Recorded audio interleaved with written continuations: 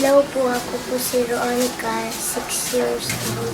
Ako po ay nag-aaral sa Amset Grade. Ay paborito ko po subject ay Philippines. Paglaki ko po, gusto ko po maging doktor. Mahilig po akong kumanta. At pag walang pasok, nagtutulungan po ako. Dito po kami nakatira ang aming pamilya. Ito po si Mama Matay, 38 years old. Siya naman po si Papa Ruel, 49 years old. Sila po ay nag-aalaga sa akin. Hello po. Dito po kami naghugas ng plato at dito po ang mama ko na nagluluto ng pagkain.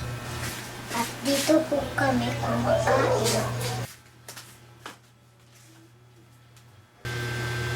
Dito po ako natutulog kasama ang aking papa, mama at aking mga kapatid. Yun lang po ang tungkol sa amin. Pagbati mula sa hangin. Paalam!